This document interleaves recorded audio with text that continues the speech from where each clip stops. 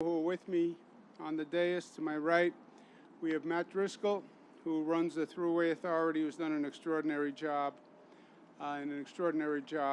with this new Mario Cuomo Bridge that we're here to celebrate again today. To my left, Melissa DeRosa, who's Secretary to the Governor. We also have with us Jamie Barbass and Rick Cotton. Jamie works with me. Rick Cotton runs a little organization called the Port Authority of New York and New Jersey. But before Rick went to the Port Authority and before Jamie came to the governor's office, they were the ones who were working very hard on making this bridge a reality, together with Larry Schwartz. But they really did an extraordinary job, and it's a pleasure to be with them today as we open the pedestrian shared use path on the bridge that I think is going to be a big hit, a big success. This bridge has energized the economy for the entire region, and I think this shared use path, you're going to see people coming to enjoy the bridge even more. So it's a pleasure to be with all of them today. Let's talk about some of the facts before the sun melts us here today. Today is day 107 since the COVID crisis started in New York. It's day 22 since we've been dealing with the civil unrest after Mr. Floyd's murder. On the civil unrest, I said from day one, I stand with the protesters. The outrage was right. The outrage was justified. What we do in New York is we take the outrage and we seize the moment, right? Carpe momentum. It's about people wanting change. Well, New York will be the place that actually makes the change, and we passed laws that have done just that.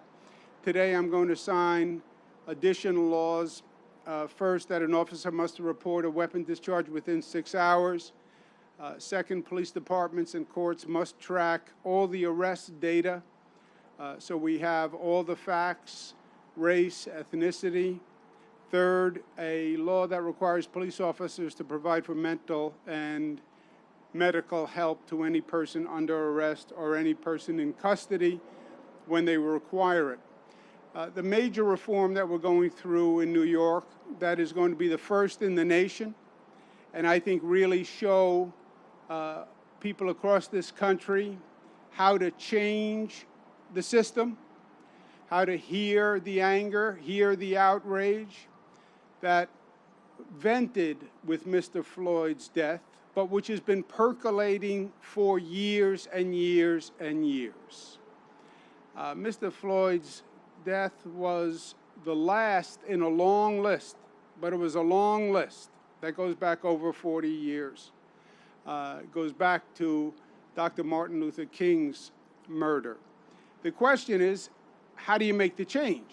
How do you turn that energy into a positive source to actually make change? And we're doing that in New York with the New York State Police Reform and Reinvention Collaborative that says every community has to now come to the table as a collaborative, local leadership, police, the community activists, and redesign their public safety function.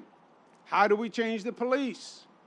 How do we take this moment and actually institutionalize it to have progress? And that's going to require local leaders to come to the table. We want a new design for public safety in their community. We want it by April 1.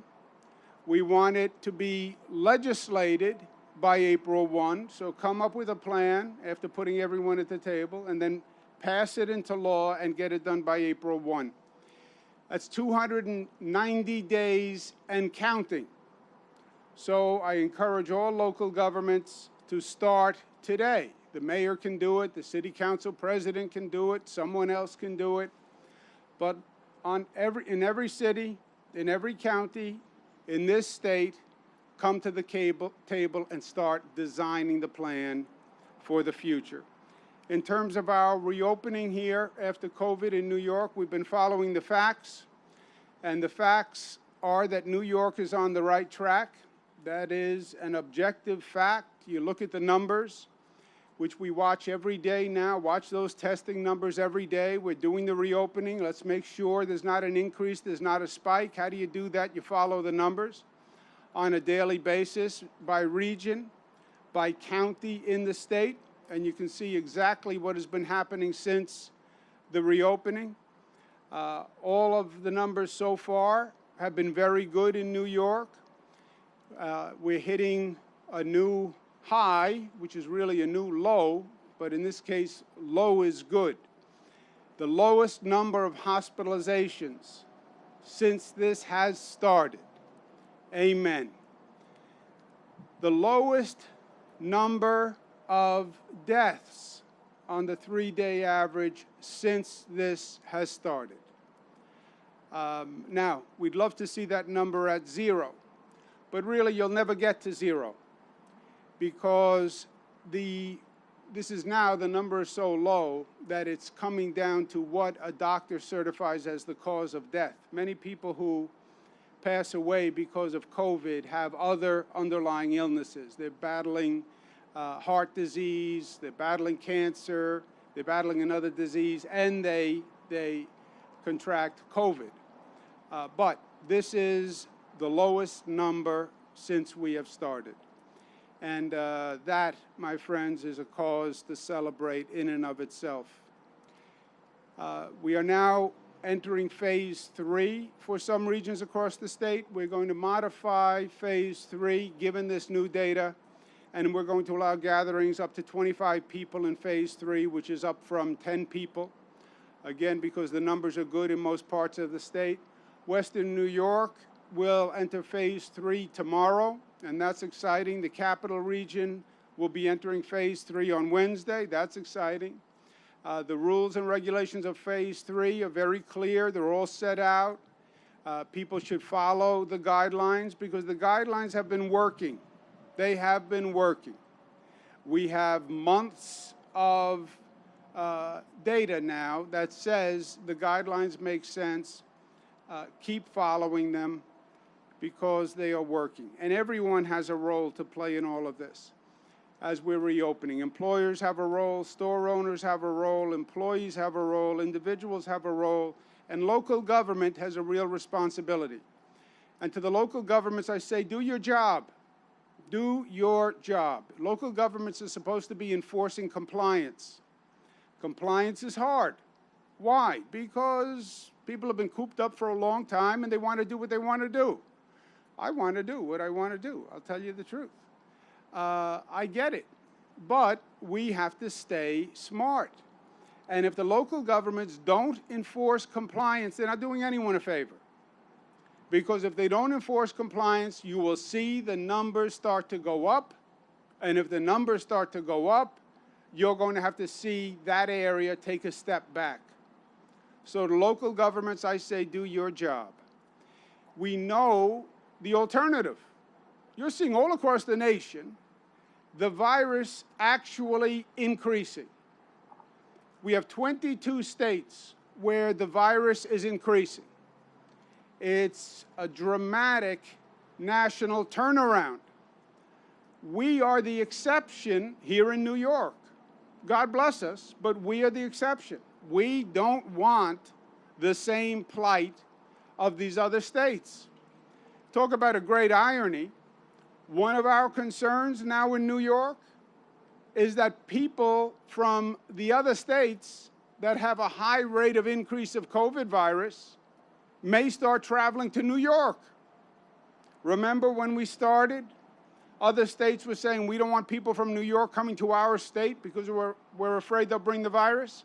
Well, now we're afraid people from the other states might come here and increase the viral spread. One of the great ironies in life. You look at what's happening in New York, you look at our curve, the curve that we all live by. On our reopening, since our reopening, the virus spread has continued to go down. That, my friends, is an extraordinary exception when you look at all the other states around the country where they did the reopening, they didn't do it smartly, and you saw the virus go up. Here in New York, we reopened and the virus continued to go down.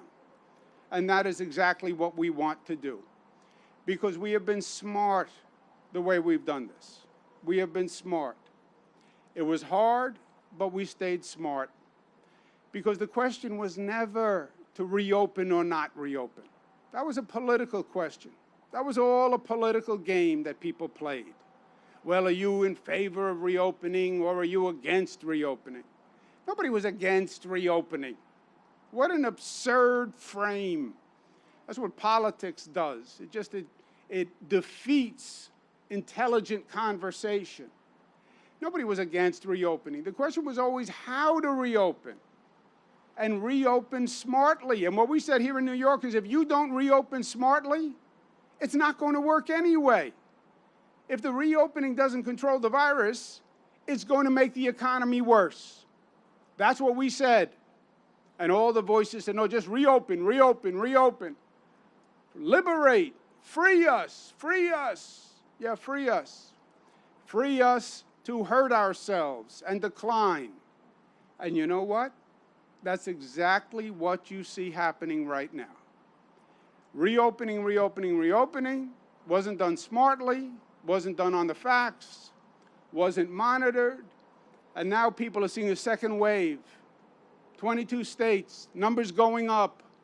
Oh my gosh, the coronavirus is here and it's growing. Yes, because you didn't reopen smartly. Let's stay smart in New York because we were right. Moving forward, we have to do two things. One, monitor the virus, look at those numbers every day. And two, let's get affirmative and aggressive and let's start building back even better. Let's jumpstart the economy with essential projects. Let's create those jobs. Let's re-energize this economy. Let's re-energize society. We've all been closed down for 3 months. Okay, everybody caught up on their sleep, everybody rested, everybody ready to go to work? Well, then let's go to work. And let's set the goal of not just reopening, but we're going to build back a better New York. Let's take those big projects that we have to do, and let's energize them. Let's really get them moving and get them moving quickly. Let's re-energize the Belmont racetrack, the new arena for the Islanders. We're accelerating $2 billion in work at the MTA. Now's the time to do construction because the ridership is down. Great. We're going to capitalize on the moment. Let's get that Moynihan Station open. We lost a few months because of the virus. Let's make up that time. Let's get a new Moynihan Station open right across from Penn Station. When those commuters come back, let's say to them, you're going to have the best train station you've had in over 50 years, better than anywhere else. Now's the time to do it. Let's take this moment and let's reimagine our upstate airports and let's rebuild them. Let's get Stewart Airport and let's reinvigorate that. Stewart Airport, I believe, is going to energize the entire region. And let's get it done, and let's get it done this summer. Rick Cotton, fast-tracking LaGuardia Airport, first new airport in 25 years. Come see New York. Come visit New York. It's not the old LaGuardia that people laughed about. It is going to be the new LaGuardia that people envy across this nation. And I believe will bring people here. And for the Mario Cuomo Bridge, nearly 2 years ago, we celebrated the opening. The largest infrastructure project in the United States in the past 10 years. Think about that. Nowhere else in the nation did they even attempt a project this big. Why? Because it's intimidating. It's intimidating. You're going to build a new bridge across the Hudson River? Government? Government can't put 2 bricks together. You think you're going to build a bridge? Yes. Yes, we can do it. We can do it. That's what we said with this bridge. Today we're going to open the 3.6-mile-long path for cyclists and pedestrians. You can come across the Hudson River, which is spectacular in and of itself. From this bridge, you look south, you can see New York City. You look north, you're in one of the most beautiful river valleys on the globe, 3.6 miles, and you're over one of the most beautiful bridges in the United States of America. You can say that I'm not objective about that, because I'm not. But I believe it is a fact anyway. Sometimes you can be not objective, subjective, but still tell the truth. And I believe this is the most beautiful bridge in the United States. So we invite everyone to come enjoy it with us. And the bridge says something else. The bridge speaks to a sense of possibility, a sense of capacity. When people are wondering, can we do this? Can we rise to the challenge? Are we capable of it? Can we do these big things? The bridge says, yes, we can. And the bridge said, yes, we can, after 20 years of people questioning and doubting and being afraid. The bridge took on the challenge and defeated the challenge. It showed what we were capable of. And over the past 106 days, we confronted another challenge that we had never faced before. No one had faced a challenge like this coronavirus. No one. It was the greatest challenge that government and society faced in a generation. And there were days where everyone said, can we do this? Can we handle this? Can we close down? Can we come back? It challenged us to the core. When we were talking about a curve, I never saw a curve. I saw a mountain. That's what I saw. I saw a mountain that we had to scale, and we didn't know where the top was. The top was up in the clouds somewhere when we started scaling this mountain. But we had to get to the top. We had to then get over the crest, and we had to come down the other side. And that's what we did for the past 106 days. It had never been done before. Nobody knew where it was. Nobody knew how high the mountain was. But we did it. And our accomplishment over these past 106 days will go down in the history books. Just remember what we did here. When we started on the base side of the mountain, we had the worst infection rate in the United States of America. Today, we have the best infection rate in the United States of America. You want to talk about a turnaround. You want to talk about an accomplishment. You want to talk about people doing something they never did before. Yes, they built that bridge, the largest infrastructure project in the country. And New York scaled the highest mountain and went from the worst situation with this COVID virus to the best situation with this COVID virus. New Yorkers did it because we did it together. That's what was so different, so challenging, but so exciting. The only way for each of us to be healthy was if all of us were healthy. The only way to protect my health was if you were willing to protect my health. And we did it together. Challenge for all of us, but a challenge for each of us. Each of us had to battle our own fears and our own demons to be ready for the moment.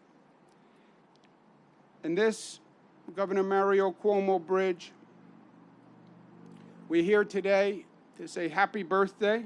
I'm here today to say happy birthday. It's my father's birthday today.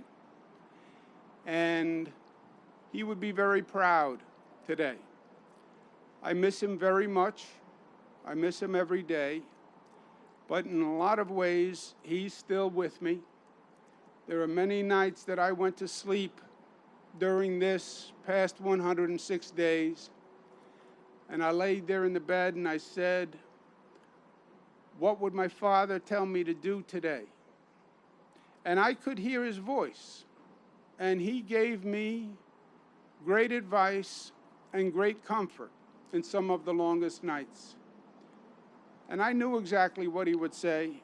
He said, take responsibility, own it, don't point fingers, don't get into a blame game. You're governor of the state of New York. Take responsibility. Take responsibility for all of it and be accountable for it.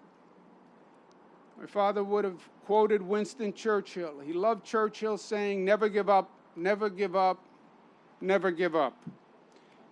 My father said to me, rise above the politics. They're going to play politics. They always do. Don't sink to their level. Don't listen to the naysayers. Speak to people's better angels. And he would say, trust the people of the state. Tell them the truth, and they will do the right thing. And that's exactly what I did for 106 days. I told the people the truth. I told them the facts. I didn't sugarcoat it. I told them what we had to do, and they did the right thing. And they wrote a beautiful chapter in the history of this great state and in the history of this nation. My father always spoke about the fundamental philosophy of operating as a family. As a family, we take it for granted. I'll help you, you'll help me. We're family. We're all family. We're all family. The state is one family. When they murdered Mr. Floyd, they murdered a member of our family. That's what the protests are saying. When one of us gets sick, we're all suffering in this state. So we're all supporting one another. I think my father would have loved where we came out of this, because his dream, his moral leadership was just that simple. It came down to love, care about one another, and act like you care about one another and you love one another. And that's what we did. Tonight we're going to illuminate the bridge in blue, because blue is my father's favorite color. And when he's looking down, I want to make sure tonight he sees his bridge lit up blue, and I think it'll put a smile on his face. Questions, comments? Governor, in terms of having concerns about people coming here from other states, are there anything, sort of protocols you can put in place, temperature checks at the airport, et cetera? I know it's much harder to do by people traveling by car, but is there anything the state can do to really make sure there's not? Yeah, we're not there yet, Zach. What other states did, if you remember in the beginning, when they were afraid of New Yorkers going there, they did a mandatory quarantine.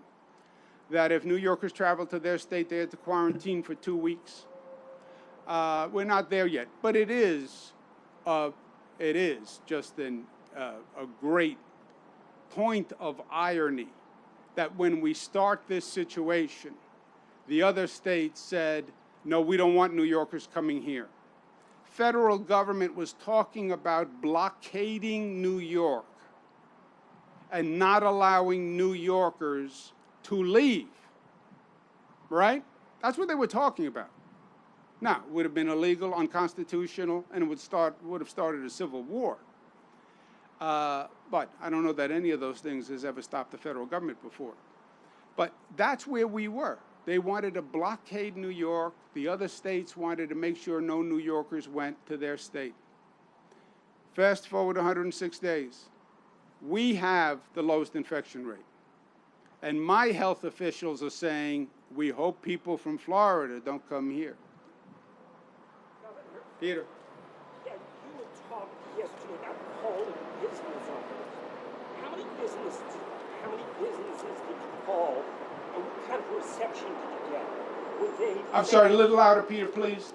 What kind of reception did you get from business owners that you called about shutting down and staying shut down? Oh. People send me texts and videos and pictures, and they were sending me texts and videos of particular restaurants and bars at particular times. We got over 25,000 complaints from people, which is a very interesting phenomenon, by the way. We've never gotten 25,000 complaints sometimes when I say something really absurd, but not even 25,000. People are concerned. People are scared. So now they see a business doing the wrong thing. They snap a picture, right? Everybody has a phone and a camera. They snap a picture. They're doing complaints, 25,000 complaints. Some of them actually text them to me. So I made a few phone calls and said to restaurant owners, bar owners, what are you doing? We have the guidelines. I'm looking at a picture of your establishment taken 25 minutes ago, and people are violating everything. Everything. No masks, no social distancing. You're violating the rules. What are you doing? And look, the state is going to enforce the rules. The state licenses bars and restaurants for a liquor license, state liquor authority. You can lose your liquor license. You lose your liquor license, that's serious. So I just wanted to make sure they knew the laws and the rules. I wanted them to make sure they knew that the state was going to be sending out inspectors, and this was a very serious sanction. And even their patrons don't respect it. That's what's interesting here. The people of the state know what they did. They know the sacrifice they made over 106 days to get that virus down. And they don't want anyone's irresponsibility to jeopardize that. You know, the reciprocity is real. I've been with people, somebody walks by, doesn't have a mask. They are outraged. So I think that's why there are so many complaints. There are a lot of conscientious people who paid a very high price, did the right thing, and they don't want other people ruining it for them. What kind of response did you get from business owners? Little disbelief, little shock that this would have communicated that quickly, and frankly, that I would have called. But no denial. You know, they would say, we told people, was their best response. But what does that mean, we told people? They're your patrons, they're in your establishment, and you're responsible. Governor, how will social distancing be enforced on the bike path? Like any other path, like any other park, stay 6 feet apart. When you can't, wear a mask. Are there any barricades separating direction from Westchester and Rockland, or with bikers and pedestrians? You want to answer, Matt? Yeah, no, there are not. As an example, today when we open the path, we're going to have staff all across the shared use path to make sure, reinforcing that people need to stay socially distancing. We also have signage out there as well. Thruway authority staff? I'm sorry. That's the Thruway authority staff Yeah. is monitoring? Okay, thank you. Governor Curious Joel confirmed to us that several private schools have reopened under the Phase 2 religious gathering allowance. We've also, have videos of dozens of kids going in off buses with backpacks, no masks. There was also another video we got of a huge wedding in KJ last weekend with hundreds in attendance. Orange County says Curious Joel is in state police's jurisdiction. Why isn't state police enforcing your executive order? Well, first, local governments have the primary responsibility for enforcement. That is the law. And I've said a number of times, local governments have to do their job. My father's advice to me, take responsibility, own it. I have taken responsibility for every bad decision and every unpopular decision, right? I'm the one who closed down. I'm the one who sets all these rules. Everybody's angry at me. Fine. The one thing I need the local government to do is actually enforce them. Now, they don't want to enforce them because they're not popular. Nobody wants to go to the bar and say, you guys have to wear a mask. You guys being gender neutral, are violating the social distancing. I get it, but they have to do their job. Any religious group, any community, they have to do their job. If they need backup help by the state police because they can't handle it, then we'll provide state police backup help. But they have to do their job. I can't use the state police everywhere in the state. We don't have enough state police. I need the local governments to do their job. One more, then we're going to cut a ribbon. Hey, Governor, in chatting with any of the restaurant owners or bar owners about lack of social distancing and not wearing masks, did any of them counter to you by saying, well, where is your call and your request to the protesters who have been gathering and not really social distancing, and in some cases wearing masks? Shouldn't the rules be the same for the protesters as they are for the bar owners and restaurant owners? They didn't say that because they listened to my briefings. And because I have said to the protesters on a number of occasions, you should be wearing masks. And by the way, I said to the police, you should be wearing masks. Even on a symbolic level. You want people to enforce, you want to other people to comply with the law. You're going to enforce the law. Adhere to the law. Wear a mask. Police officer and protester. Just kidding you. Governor, can you give us your impression of the bridge path, and do you think it'll have an impact on the Westchester-Rockland economy? I think, and I'll ask Matt to chime in because he sees it more closely. I think the bridge has had a tremendous positive impact on the entire regional economy. People, the commute is shorter, it's better for the environment, it's saving money. The bridge is beautiful.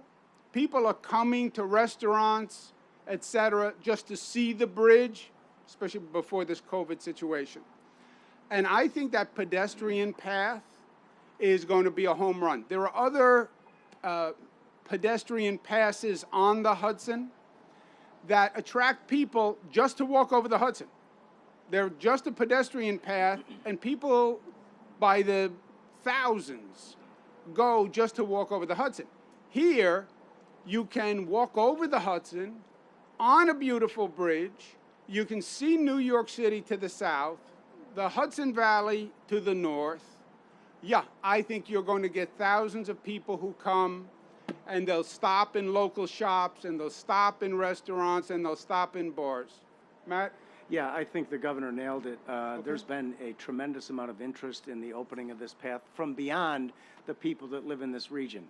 So in addition to what the governor pointed out, one of the things that we have in our kiosks that are at each of the Belvederes, information related to local shopping, dining, et cetera, because we want to help support the local tourism industry as well. But there's no question that this will have a positive impact on the economy here in this region.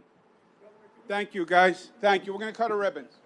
Can you respond to Mayor de Blasio's assertion that you should calm down regarding this past weekend violations of social distancing? Mayor de Blasio asserted that you should calm down regarding this past weekend violations of social distancing, what you were just referring to. I don't know what he said. I know. Look at the facts. Look at our viral infection rate. Look at the other 22 states. And you don't want to be one of those 22 states. Do your job as a